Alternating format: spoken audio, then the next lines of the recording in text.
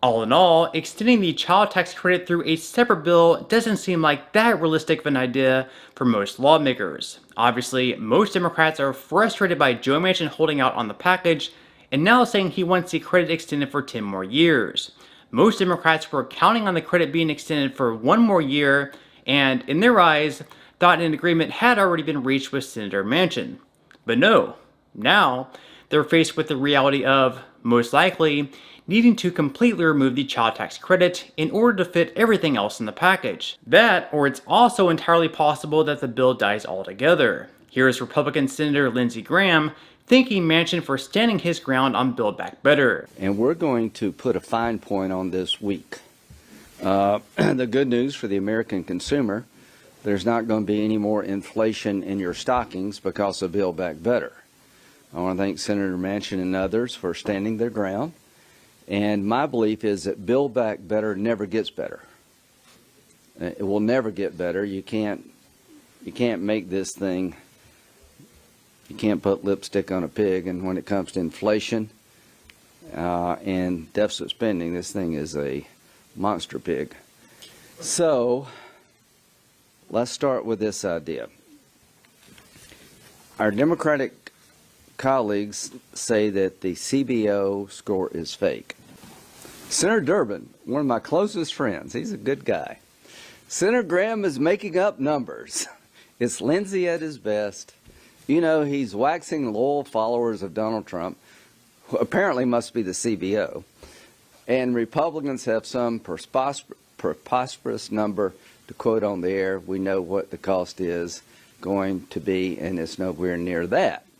To my good friend Senator Durbin, I promise you I'm not Svengali. Neither one of us have hold over CBO. We didn't make up the numbers. They analyzed the bill, and we'll talk about that later. But I find that the White House spokesperson and Senator Durbin are attacking the CBO because if they can't successfully pull that off, they're in trouble.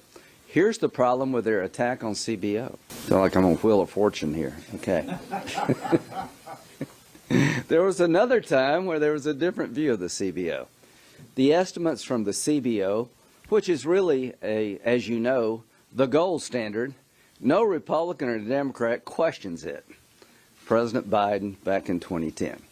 So I want the American people to know that this score from the CBO about the actual cost of the bill is not fake. It's real. The effect on the deficit is not fake. It's real. And so let's go talk about what they've said about this bill in terms of cost.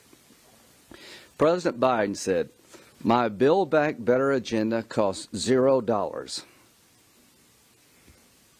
My plans are fiscally responsible. They're fully paid for. They don't add a single penny to the deficit." CBO said that the deficit will increase by $3 trillion. So when the President, the Vice President, the Treasury Secretary, the Speaker of the House, Senator Bernie Sanders as Chairman of the Budget Committee, and the Chief of Staff to President Biden, Ron Klein, say it is fully paid for, it will not add to the deficit, CBO says that's not true. CBO says it will add $3 trillion to the deficit. Who do you believe, them or CBO? So to my Democratic colleagues, you have been misrepresenting to the American people the real cost of this bill, and CBO scored the bill without gimmicks, and it went from, put it back, 1.75 to almost $5 trillion. It is not paid for. Without gimmicks, it adds $3 trillion to the deficit. So I think Build Back Better is dead, not for just 2021, but forever. If you enjoyed the content in today's video, make sure to give it a like and leave a relevant comment below. Thank you so much, and I truly hope you have a great rest of your day.